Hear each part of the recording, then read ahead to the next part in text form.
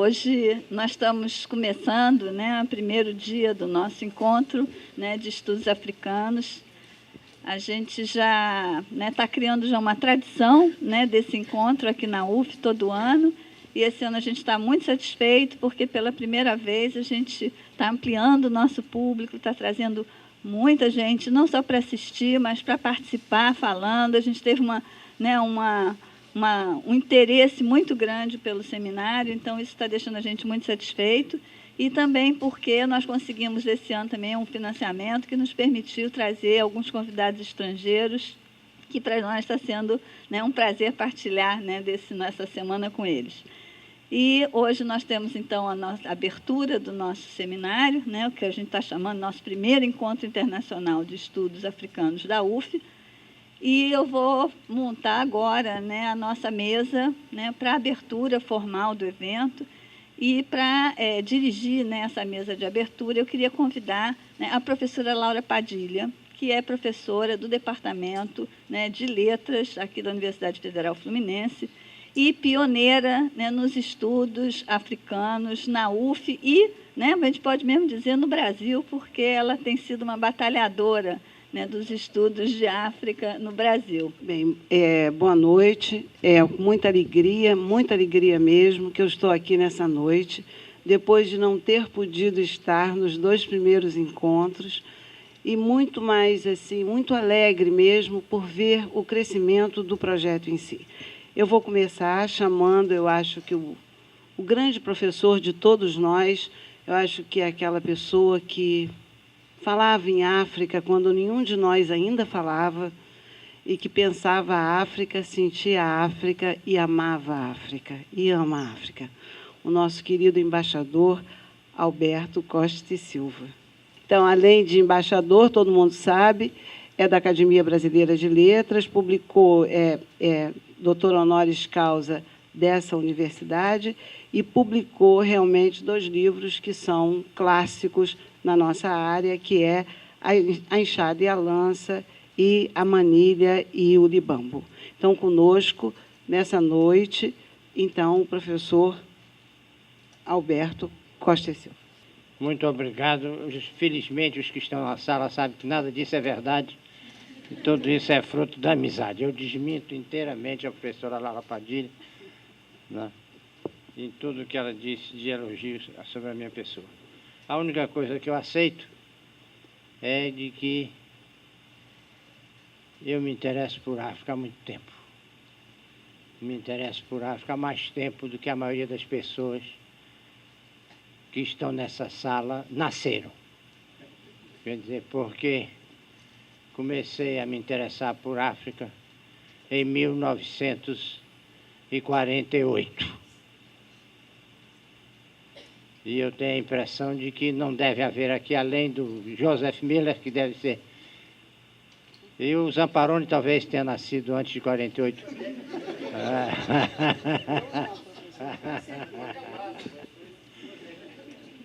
Todos os demais são mais jovens. E é motivo para mim de grande felicidade estar aqui, como nos 2 encontros anteriores, e notar como o auditório cresce. No primeiro encontro, nós cabíamos numa sala onde 30 pessoas encheriam a sala, e a sala não estava cheia. E agora vejo aqui um público bem maior de gente jovem, interessada pelo continente africano, interessada por aquela parte do Brasil que ficou de nós separada pelo Oceano Atlântico. Eu não vou me alongar, vou me findar por aqui, abrindo esta sessão e convidando o professor Joseph Miller para integrar a mesa e passando o microfone para a professora Laura Padilha, que vai apresentar este grande estudioso da história da África. Bem, eu tenho muito pouca coisa para dizer, né? Mas queria só dizer uma coisa. Há muitos anos atrás, muitos anos mesmo, nós... Quer dizer, eu, a professora Yolanda Oliveira, achamos que faltava África nessa universidade. Era um vazio que nos incomodava muito, muito, muito, e resolvemos criar um núcleo, que se chamou Núcleo de Estudos Brasil-África. No início, conseguimos fazer um encontro, o primeiro encontro de professores brasileiros de literaturas africanas. Estiveram aqui conosco muitos escritores, principalmente angolanos e moçambicanos. Fizemos outras coisas, um encontro sobre mulheres, com ênfase para a questão africana. E depois, por injunções do meu instituto e do meu grupo de trabalho, nós criamos um outro núcleo, que se chama Núcleo de Estudos de Literatura Portuguesa e de Africanas de Língua Portuguesa. E o NEAF ficou um pouquinho esquecido, né, por mim e pelas outras pessoas, até que um dia o professor Marcelo Bittencourt, a professora Marisa, chegaram até o Instituto e falaram, então, o NEAF. Eu só queria dizer isso, eu estou feliz demais, porque nessa noite o NEAF muda de endereço. Ele vai para o lugar onde ele deve ficar agora, com as pessoas mais novas, com essa renovação, quer dizer, que essa criação, né, que vocês estão fazendo, trazendo história da África para essa casa.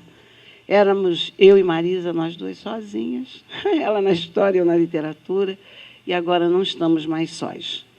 E diz a Prudência que o velho pode ter sabedoria, mas ele tem que saber que a grande sabedoria está em ele poder passar para o jovem, para os mais jovens, essa chama e que o animou, né, que o fez viver. Alda Lara, eu gosto de poetisa. Uma poetisa africana disse assim, todo caminho é belo se cumprido. Ficar no meio é que é perder o sonho. Continuem um sonho, vivam um sonho, Gebara, Marcelo, Marisa, né? Nós vamos ficar velhinhas aqui. E, literalmente, nesse momento, o NEAF passa para um novo endereço, que é o IXIF. E que sejam todos muito felizes, porque esse NEAF me fez muito feliz. Obrigada, vou deixar a Marisa com o professor Joseph, que ele não precisa de apresentação. Um abraço para vocês e boa noite e um grande evento para todos.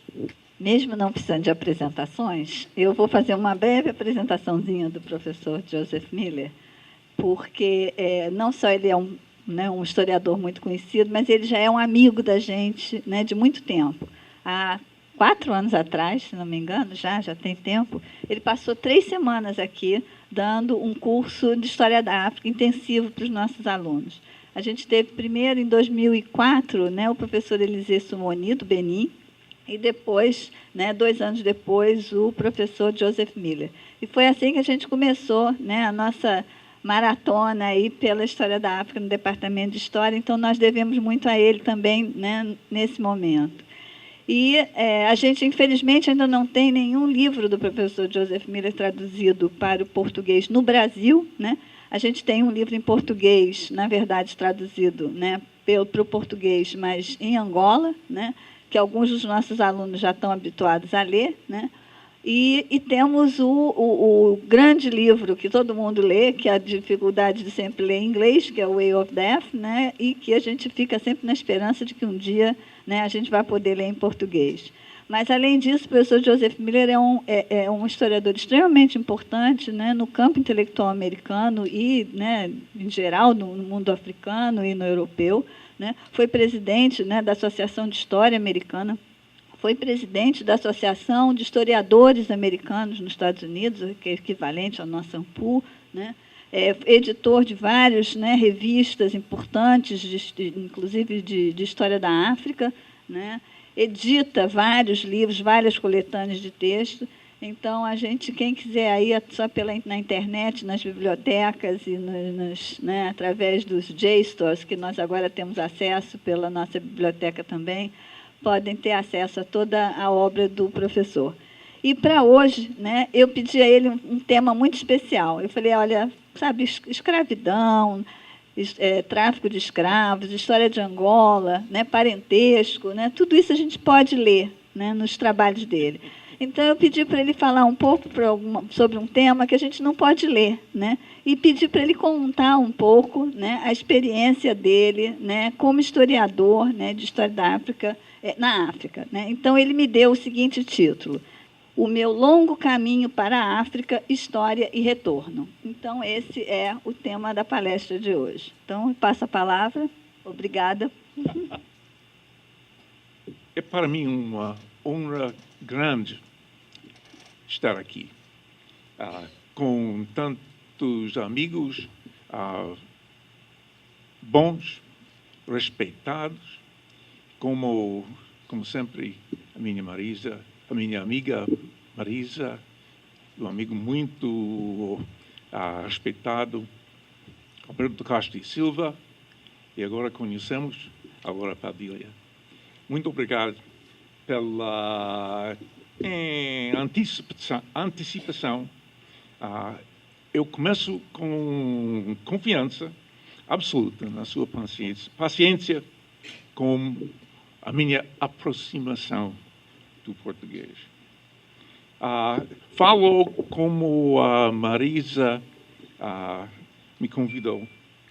A minha viagem intensa, profissionalmente e pessoalmente, e as duas são intimamente ligadas, e sempre com paragens e voltas inesperadas, mas o meu caminho cheio de surpresas para a África e para a história, e também retorno aqui mesmo.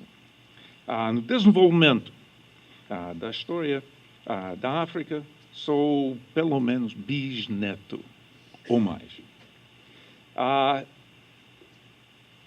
As gerações fundadoras eram mesmo os africanos.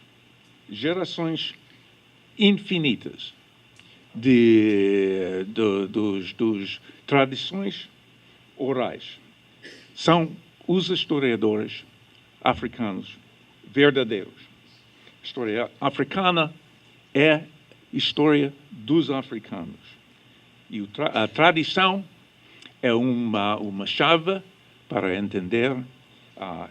Eu volto ao este assunto em alguns minutos. Ok, gerações infinitas de tradição oral. Entre os primeiros vistos que temos sobre estas tradições é o padre Cavazzi, que era missionário século XVII, que entendeu, e deve ser conhecido a todos vocês, que entendeu bem, num sentido mais ou menos europeu, mas tarde medieval, da Idade Média, mas entendeu muito bem as tradições orais, até melhor do que nós estamos acostumados a apreciar. Quer dizer, as idades médias europeias não são um ponto de partida mau para perceber um mundo africano pouco perceptível das nossas perspectivas modernas agora. Aviso a você. Fechem-se os cintos de segurança. Vamos fazer uma viagem. O Cavazzi é fonte riquíssima, mais do que o que nós temos geralmente apreciado. Depois do Cavazzi, nos fins do século XVII, quase ao presente, ainda com cada vez mais exceções nos últimos 10 anos, mas a maior parte das histórias que temos são dos europeus na África, ou das ideias europeias mal aplicadas à África, com intentos bons, muitas vezes, mas sem os efeitos desejados de entender os mundos africanos. Introduzo a palavra, ou a frase, mundo africano. Com cuidado, com esta ideia para não ser essencializada, reificada, não um resultado, nem coisa oposta ao nosso mundo moderno. É uma perspectiva alternativa, adicional, suplementa uma série de premissas para eles entenderem, para eles entenderem as suas situações históricas contextualizadas. Agora a África é moderna, certeza. Nada de tradicional, no sentido acostumado, estável, sem mudanças pelos tempos, e nunca era assim. Nunca. Nem nas épocas mais remotas, até sempre, e como fazemos a história hoje da África, pelo menos 100 mil anos. Mas esta modernidade africana, na África, é baseada nestes princípios mais antigos, distintos, de que eu falo e que eu vou falar. Então, eliminada qualquer ideia simples de tradição. Volto aos meus antepassados africanistas e a herança deles, pelo qual eu passo na minha viagem, no meu caminho para a África e de volta. Com exemplo de Angola, que é o meu campo de pesquisas e talvez um elemento da história na África de que vocês têm bons conhecimentos. Os conhecidos livros de Cadornega e também Elias Alexandre de Silva Correia e a chamada História dos Governadores de Angola, que o Silva Correia, de facto, elaborou na sua obra, são histórias dos europeus, com africanos só como elementos no fundo da cena, como numa peça do teatro. A história moderna da África começa com a primeira geração de africanos e afrodescendentes formados em história no sentido moderno europeu. No século XIX, pessoas cativos, capturados pelos britânicos e deixados em Sierra Leoa, e educados, formados aí na África do Oeste. Esta geração primeira, aos fins do século XIX, tive uma visão mais autêntica, pelo menos ao meu ver, mas era coisa quase totalmente inglesa naquela altura e menos nos espaços lusófonos do continente. Não, moderna, não digo como elogio no que seguiu. Dubois, o afamado historiador intelectual dos Estados Unidos, de descendência africana, escreveu, nos princípios do século XX, num estilo imperialista sobre a África. Era mesmo a idade dos impérios por todo o mundo, impérios europeus. E a missão de Du Bois era descobrir também impérios no passado africano. Egito Antigo, também como origem da modernidade. Isto é, como nós chamamos, afrocentrista, tá bom?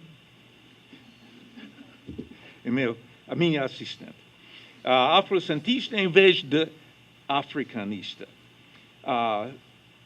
ao meu ver, pelo menos, é uma celebração muito merecida dos africanos, mas só como antepassados dos europeus, ou em antecipação da modernidade deles.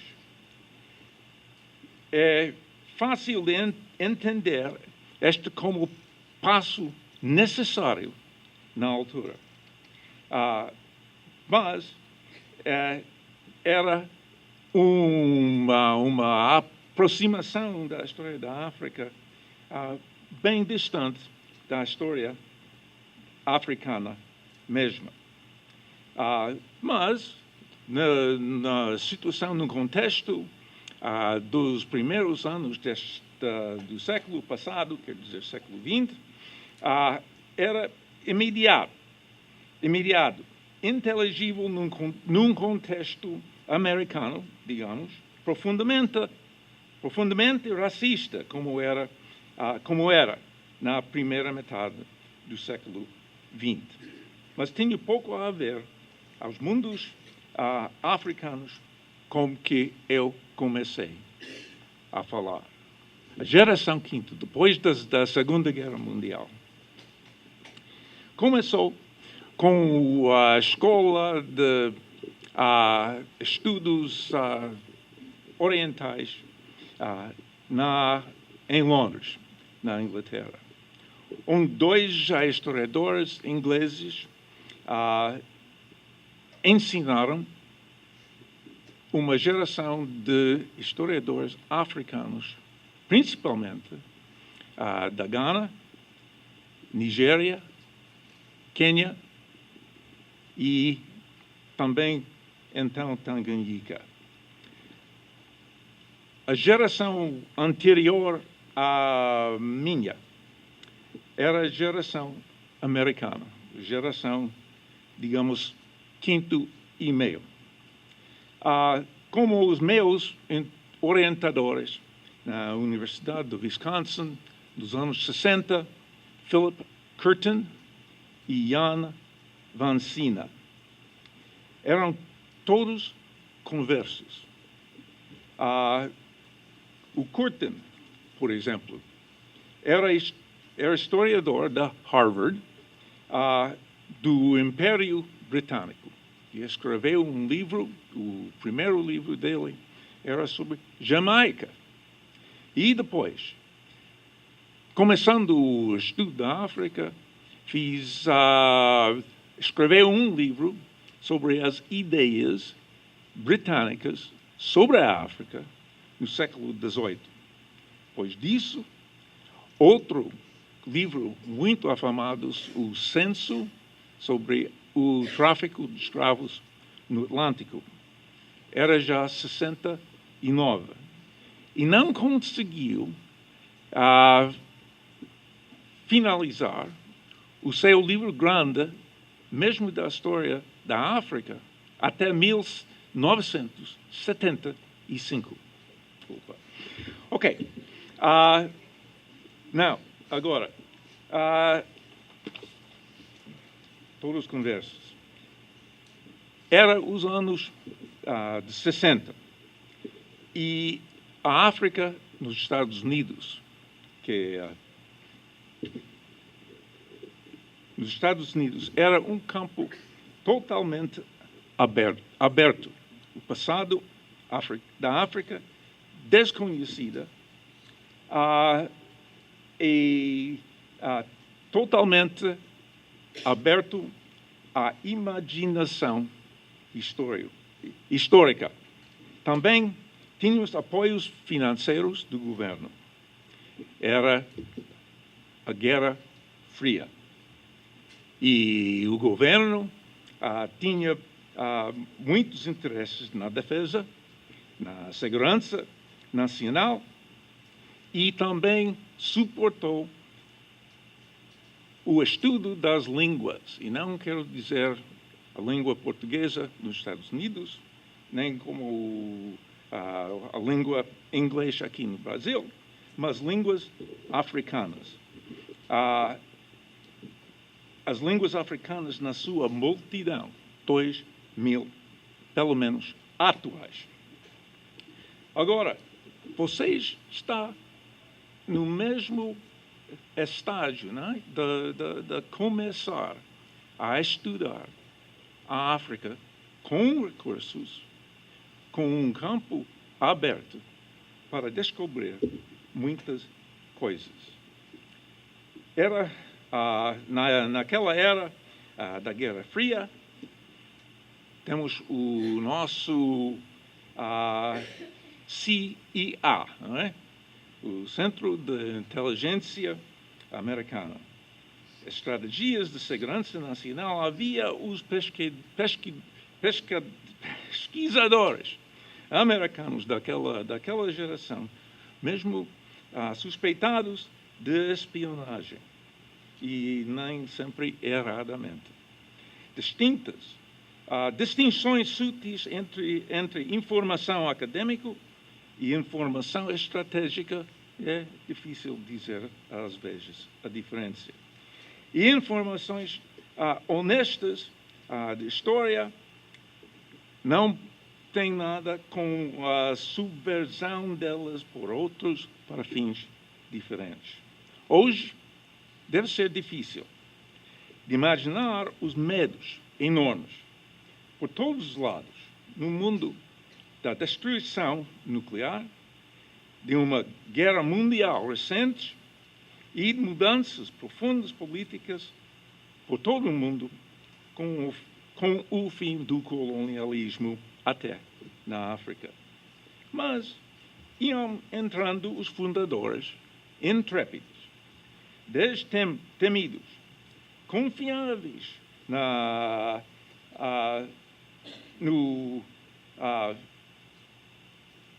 confiáveis.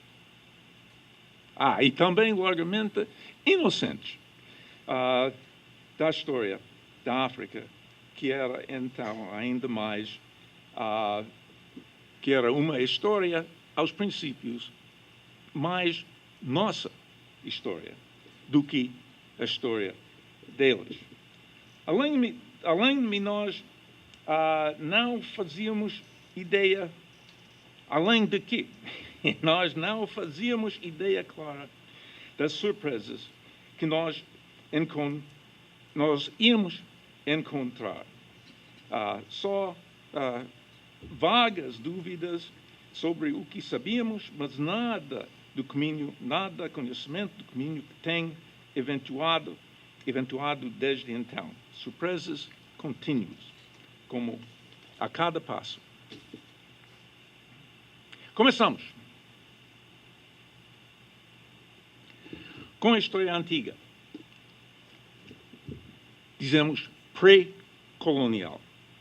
Tome-se nota desta perspectiva implicitamente europeia, teleológica, e em antecipação do período colonial, mesmo então terminando. A falta de dados mais recentes, quer dizer, do século XX, era enorme. Os arquivos coloniais eram ainda fechados. Tinham segredos pouco convenientes para conhecimento público.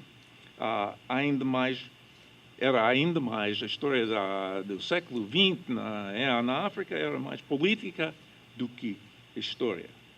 Mas também a história antiga, os verdadeiros inícios, tudo era de estados. Esta história antiga era uma história de reinos. Era história de impérios, como o Du Bois tinha começado 50 anos antes disso. Nos Estados Unidos, tínhamos uma verdadeira onda de crescimento nas universidades. Como eu aprendi hoje, pode ser também como o Brasil atual. O Brasil nos últimos anos. Mas a dinâmica intelectual era estrutural, não como processos, mas como instituições, estruturas. O Vancina, o outro dos meus professores grandes, entrou da Bélgica, sim, nesta situação bem aberta e floresceu. Tinha uma experiência única de interdisciplinar, e nunca foi distraído de um foco na epistemologia rigorosa de história, derivado do seu doutorado na Bélgica, na filosofia de história medieval. Mas, provocada, desafiada profundamente por serviço na Congo belga, nos anos 50, como pesquisador do Estado colonial, foi entrando na história mesma da África. Tem muita experiência com línguas, nem só europeias, mas línguas africanas. E as línguas é o tema central. Também conheceu bem a antropologia, e a antropologia era o campo em que eram quase todos os estudos da África rural que tínhamos na altura. E tratamos de uma maneira agora envergonhosa. Tratamos as zonas rurais como zonas do passado. Ou sabíamos melhor, mas o que a gente vai fazer com missão histórica, mas sem dados históricos, dados verdadeiros, nenhum. Mas servia esta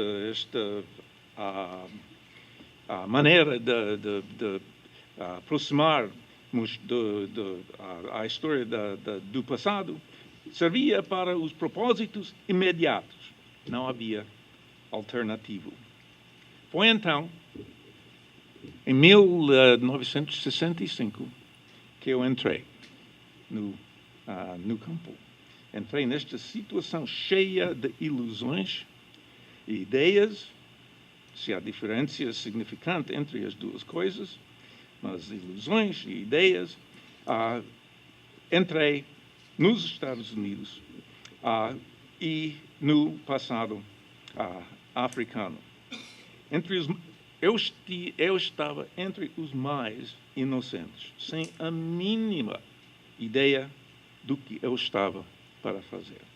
De fato, totalmente entrei por engano.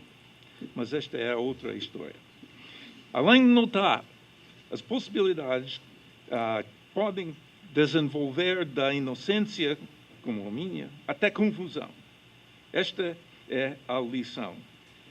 A confusão é a condição mesmo necessária de aprender, de estar aberta. Além do que a gente não sabe, é necessário reconhecer o que nós não sabemos, o que é relevante. Agora, é só que eu já tinha mestrado na administração da empresa. Até hoje, acho que sou o único tal mestrado como historiador da África. Não conheço outra. Mas volto depois a esta qualificação. Ok. Ao longo do meu caminho há sempre surpresas. Até não conhecia línguas, além do inglês, que então tornava a ser a língua primária dos estudos africanos, com os investimentos na Inglaterra e também nos Estados Unidos, com um sentido com mais de um pouco culpado, mas também olhando a um futuro proveitoso de relações econômicas com nações novamente independentes politicamente, mas muito dependentes economicamente. Nos Estados Unidos, temos desenhos estratégicos ambiciosos, cobiçosos. Mas eu ia andando à procura de uma pesquisa qualquer na grande francofonia da África Central, da África Equatorial. Nem pensei na língua portuguesa. Pode parecer que ainda não penso muito na sua língua. Mas só tinha a ideia vaga que a língua do Brasil não era espanhol. O meu orientador, Vancina, tinha ideias diferentes. Tá bom. O meu mestrado era, então, sobre os chamados, pelos portugueses, quiocos. Agora são Chokwe, do leste de Angola. Conhecidos pelos etnólogos alemães e por uma historiadora de arte muito boa, belga, das esculturas bonitas, lindas e afamadas deste povo Chokwe. A terra deles era o afamado distrito da Lunda, com areias cheias de diamantes, até mesmo a superfície do solo, do terreno. Coincidência pura, certamente, mas a Companhia das Diamantes de Angola, a Diamant, tinha patrocinado estudos elegantes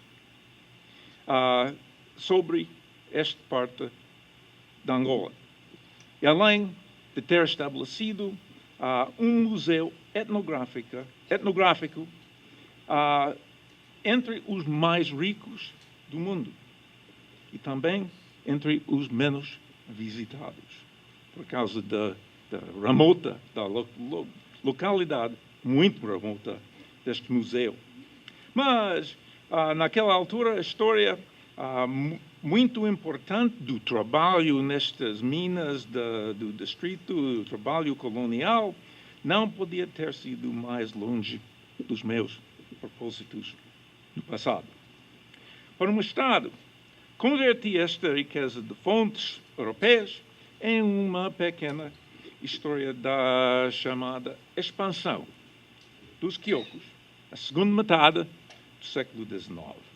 Mas ainda mais uma surpresa. Não era a expansão de uma nova, de um povo existente, mas era a criação mesmo de uma nova comunidade, digamos, étnica, por meios muito inesperados, pela escravização de mulheres cativas, além dos homens cativos enviados como prisioneiros ao oeste para formas variadas de escravidão, entre outros africanos e também sob os portugueses. Era depois de 1850. Tudo nesta zona era um movimento muito além do que até o Vancina tinha esperado. Eu tinha descoberto a história. São alguns destes temas que eu encontrei hoje campos desenvolvidos na historiografia geral da África e também nas minhas próprias pesquisas depois. Mas não sou uma pessoa muito alerta. Queria ainda prosseguir o meu interesse nas partes da África Central da língua francesa, língua colonial francesa. Mas Vancina como sempre, sabia melhor. O assunto que me deu era a história do reino de Cassange. O reino de Cassange, chamado, fica, não sei, 300 quilômetros a leste de Luanda, na Baixa de Cassange. É uma vale muito grande, e eu vou falar mais dos significados desta baixa. Ok. Este assunto, na altura, tinha tudo. Um reino africano. Um reino heróico. E não tomamos pouca notícia das bases deste reino no tráfico. Era só comércio. Também tinha vilões europeus. Todos sabem quem é. E tinha também tradições orais, combinadas com documentação ampla europeia. Era estudo, então, de metodologia histórica, das fontes cruzadas entre a documentação escrita e a tradição africana oral, potencialmente reveladora do valor histórico das tradições orais e também de uma perspectiva africana. O ambiente político em 1968 era pouco prometedor. Em Portugal, o Estado Novo, Salazar, absolutamente penetrante. Situação absolutamente carregada de política e da polícia segredo do Estado, o afamado Polícia Internacional de Defesa do Estado português. Tudo era escondido. Até os documentos no arquivo histórico ultramarino que eu fui consultar durante, não sei, 5, 6 meses. O pessoal do arquivo tinha instruções para tirar das caixas qualquer documentação de interesse para mim. E também para os outros historiadores estrangeiros a trabalhar comigo no arquivo. Não sou especial, nada disso. Ok. Então, tinha que representar os meus interesses, a minha pesquisa, honestamente, mas não completamente, com tradições orais. Em vez de assuntos mais delicados, como o reino africano, vendedor dos escravizados que os portugueses tinham comprados para levar ao Brasil. Era verdade, temos os nossos princípios na académica, temos que ser honestos.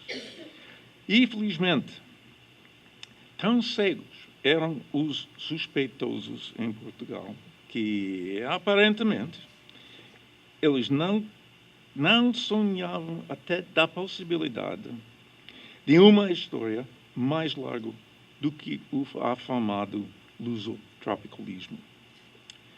Ok, fiz esta história no interior de Angola. Fui no meio de uma guerra de independência. Uma colônia cheia de militares e um mato cheio de guerrilheiros.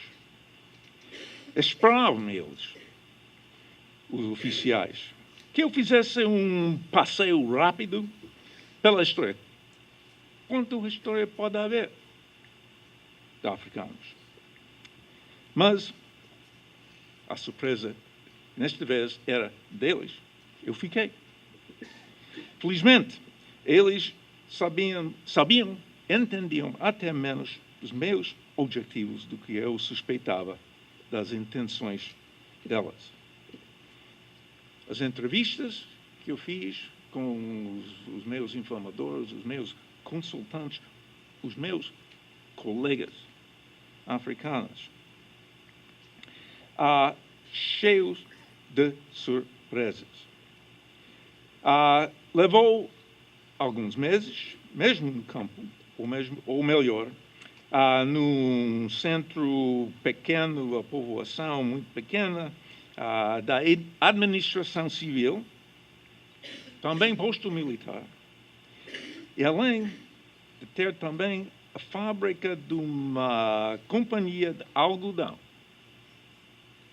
mesmo notório, para os abusos tão horríveis nos anos 50, só 10 anos antes de eu lá chegar, da minha chegada, tão horríveis, que o local tinha sido o sítio da primeira violência intensa da Guerra da Independência em Angola, em 1960. Olhando para trás, hoje, deve ter tido muitíssima boa sorte. E também ajuda em estar aqui mesmo, hoje.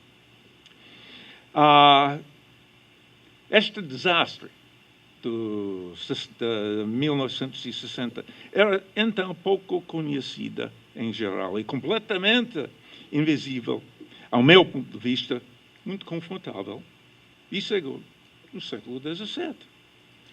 E como saiu depois, nos séculos XVI e XV. A ajuda, esta era a boa sorte, a ajuda era da polícia, da PIDE.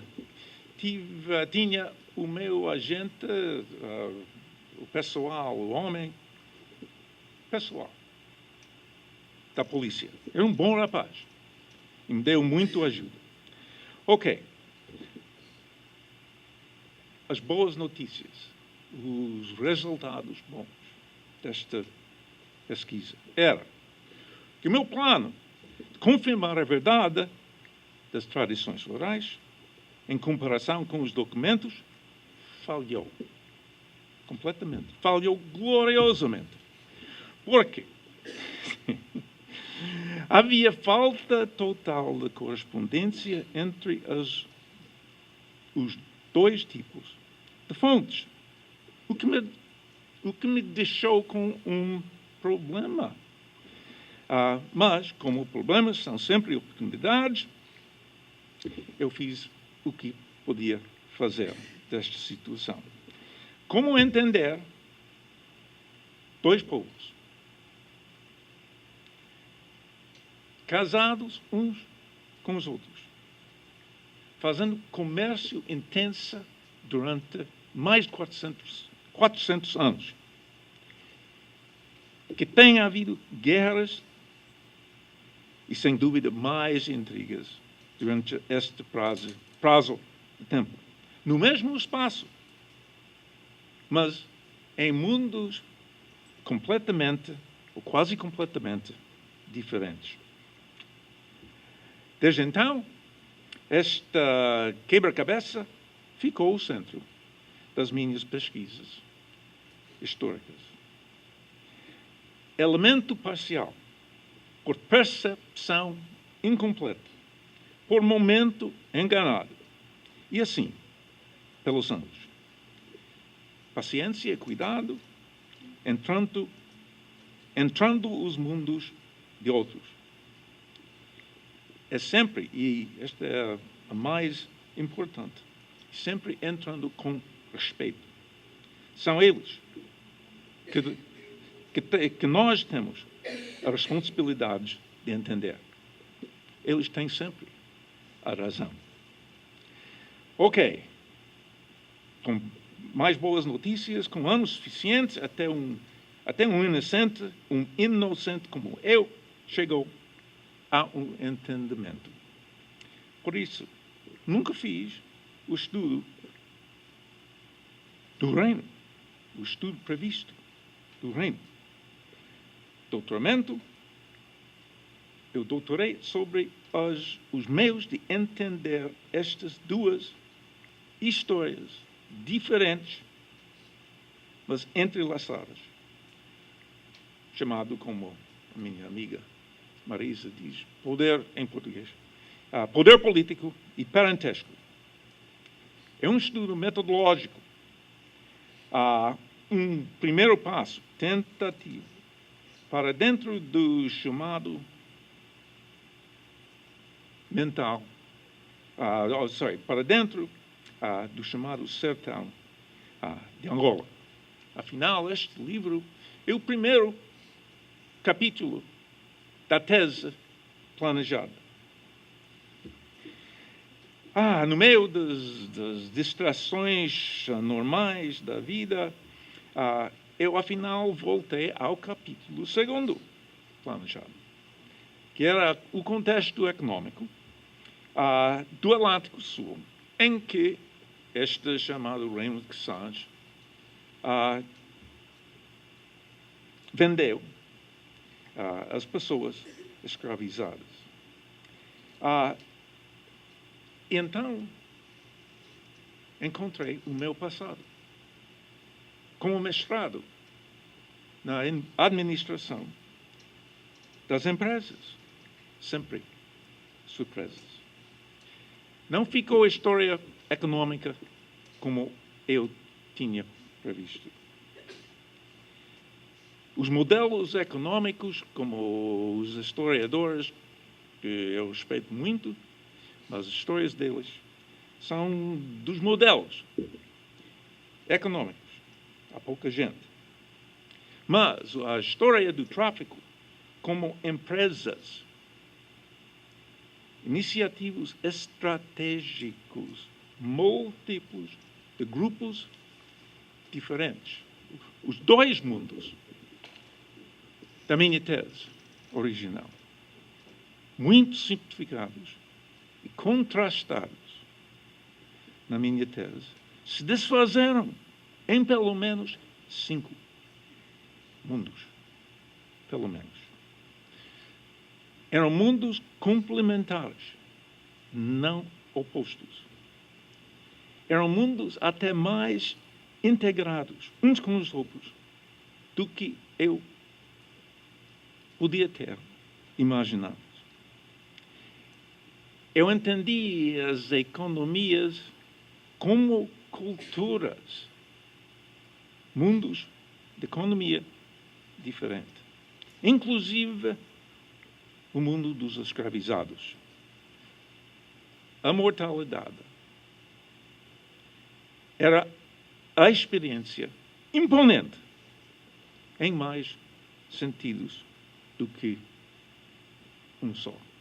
Por isso, Way of Death, caminho da morte.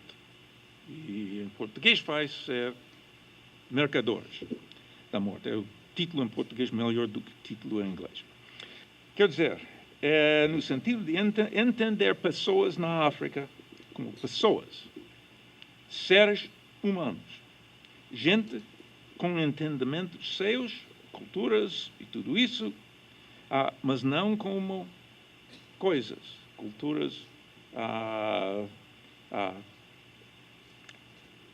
como coisas. Mas, alternativamente, meios de entender, meios de atar. Não uma abstração suficiente em si, sem que ter os atores que as culturas faziam. Entendimentos e estratégias como os nossos, diferentes, mas paralelos. E por isso bem compreensíveis para nós até estrangeiros. Somos de fora, mas não somos excluídos. ou pelo menos os entre nós capazes de ouvir, de escutar, respeitar e assim descobrir as surpresas do mundo. Um mundo de diversidade rica, estimulante e de gratificações grandes, de recompensa ampla para os esforços necessários. Como deve ser evidente, o meu longo caminho para a África tem sido também caminho pela África, para entendimentos epistemológicos da minha disciplina de História e até algumas percepções preliminares da plena riqueza da vida humana, que antecipo a aplicar como eu puder nos anos que vêm. Mas, no entanto, desejo-lhes todas viagens boas ao longo de seus caminhos para a África, por qualquer disciplina académica e aos retornos ricos delas. Muito obrigado. Em primeiro lugar, que eu gostaria de agradecer à conferência do professor Joseph Miller, conhecer, no sentido da amizade, professor Joe. Bom, o senhor falou da questão da antropologia e da história. Eu queria que o senhor rapidamente falasse um pouco se teve uma influência para o seu conhecimento aquele debate da antropologia econômica, onde envolveu Polanyi, Raymond Firth, o próprio Frederick Barth, acerca, né, dessas culturas, né, acerca das trajetórias, dessas identidades próprias, se isso influenciou o senhor, porque é um debate que chegou, né, no Brasil mais adiante, mas isso no mundo anglo-saxão foi muito forte, né? E eu tenho essa curiosidade sempre de perguntar a um historiador da cultura e da sociedade, que seja África, Ásia, se essa antropologia e essa diversidade de leituras influenciou o senhor. Como entendi, a pergunta era a influência da antropologia econômica nos meus pensamentos históricos. Muito grande. Mencionou Polanyi, e agora eu acho a mais interessante é a antropóloga americana, inglesa, mas está nos Estados Unidos, Jane Guyer. Conhece. Ela tem entendimentos da África verdadeiros. E também sabe exprimir estes entendimentos na linguagem dos economistas. E este não é fácil, porque os modelos econômicos são totalmente fora da cultura, são universais. Mas são também conceitos modernos. São as nossas ideias sobre eles. Então, tem razão, estão certos. Mas não é a mesma coisa do que a história que vem da gente que a fez. São os dois juntos. Mas caminhos diferenciados, por razão, diferenciados, paralelos e, como o nosso mundo, o mundo dos africanos, entrelaçados, muito importantes. Muito obrigado. Obrigado ao professor Miller pela brilhante conferência, agradecer à comissão organizadora. Eu sou um professor assistente da Universidade Federal de Rondônia, o Ziel, a gente está com a equipe aqui de Rondônia também, agradecendo o evento do nosso ponto de vista. Nós estamos numa mesa 4 amanhã, justamente uma mesa de linguística. Essa mesa de linguística é interessante porque o estudo antropológico histórico pode ser tendo muito suporte da linguística. Então, eu queria saber na sua busca pelos arquivos, se os estudos linguísticos, justamente dos arquivos dessas línguas de tradição oral que a gente teve em Angola, eu estive em Angola com a minha esposa e mais alguns pesquisadores, ano passado, de novembro de 2009, novembro de 2010. Como é que a gente faz essa interface linguística-história para ajudar os estudos antropológicos, até mesmo linguística, história, antropologia? Como fazer? Como a gente pode se ajudar no campo de estudo? A resposta à pergunta final. No arquivo em Luanda, então, o arquivo histórico angolano, eu acho. O pessoal era muito mais aberto, facilitativo. Eu tive muito boa sorte com a documentação. Aí, não sei porquê, mas acho que a diferença era dos tons do Império em Lisboa e as de Angola que eram também colonizadas. E por isso temos uma combinação. Eles não faziam ideia clara dos meus interesses sobre a história da África, dos africanos, mas facilitavam sempre o meu consulto desta documentação. Eu fico grato muito mesmo até hoje. Agora, linguística, é?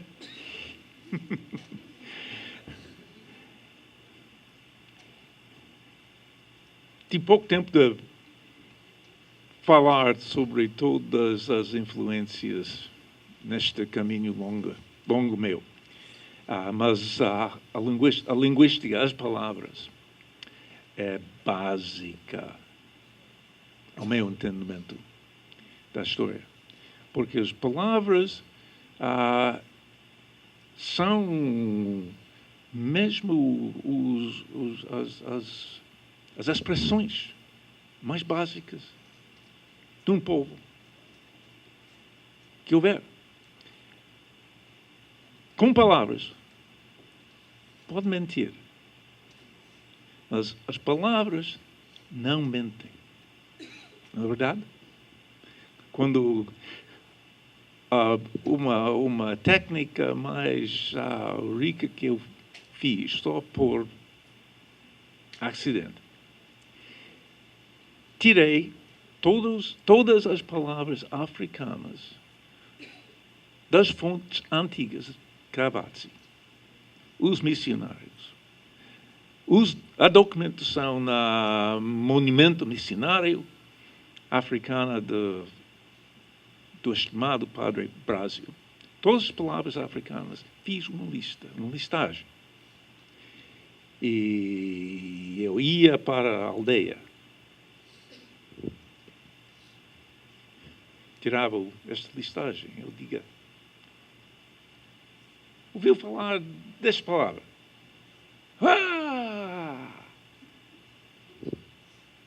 Abriu tudo. Um exemplo que eu gosto muito, no livro de Cavazi, se encontrou o nome de um rio, mesmo no centro da terra em que ele estava. Mesmo no centro. Mas agora tem outro nome, completamente diferente. Estamos sentados, eu e um velho, mesmo perto deste rio. Eu disse, ouvi falar de um rio chamado tal. E toda a gente ao redor, hein? Crianças. Muita gente. Pensou. Ele disse, é aqui. E ninguém mais, outro deste velho, tinha ouvido o nome antigo, mas ele sabia. E a gente ficou. Barulho. Por isso, tenho um respeito, e em muitas outras maneiras, tenho um respeito profundo para os técnicos da linguística, vários tipos, fiz outras pesquisas também. Não sou linguista, mas consegui tirar elementos suficientes para descobrir coisas muito boas. Obrigado. Eu estou fazendo mestrado sobre a rainha Zingimbandi, que o senhor já se dedicou a ela. E uma das coisas, dentre as milhares de perguntas... Minha também. Dentre as várias perguntas que eu gostaria de fazer, aquele texto sobre a legitimidade da rainha Zinga, que eu gostaria de saber como que as tradições orais que o senhor pesquisou em Angola coloca a questão da legitimidade da rainha Zinga e da questão da legitimidade do poder feminino em Angola antes da rainha. O senhor coloca que ela não poderia assumir o trono por ser mulher. Eu queria saber como que as suas fontes orais te indicaram esse caminho. Você me faz lembrar de um artigo antigo na revista da História Africana, não é?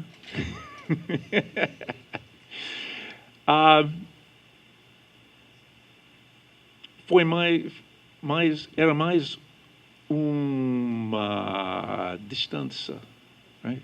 Distância muito grande entre os documentos que tratam da nossa rainha e as tradições que não conhecia nada.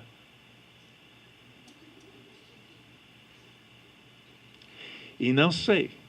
Agora, faço ideias. Por que era isso?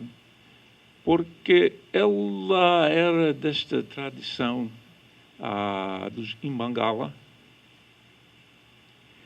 E as traduções orais tratam sempre do presente ou os elementos do passado que ainda ficam no presente. E o reino chamado de Matamba tinha desaparecido. Ficou só outro reino, Njinga, não é? O reino Njinga. E as tradições orais conheciam este reino, do século XVIII, XIX, até o presente. Mas a rainha tinha desaparecido numa compósito, é a palavra? Uma composição, um complexo múltiplo, lembrado com o Angola. Ela era só pessoa. As tradições orais tratam das posições em que as pessoas podem entrar e assumem a identidade da posição, mas a pessoa desaparece das tradições.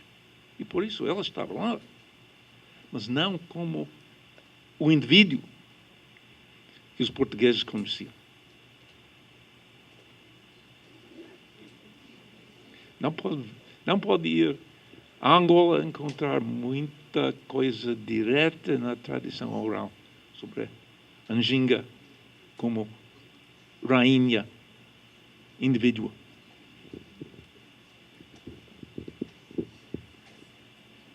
Bom, acho que a gente já está adiantado da hora, então eu vou encerrar. E antes de encerrar, eu queria, em primeiro lugar, agradecer ao professor Joseph Miller pela brilhante apresentação. E queria também agradecer a presença de todos aqui, dizer que ver esse auditório cheio é um prazer enorme para nós, uma alegria muito grande, agradecer realmente de coração a presença de vocês.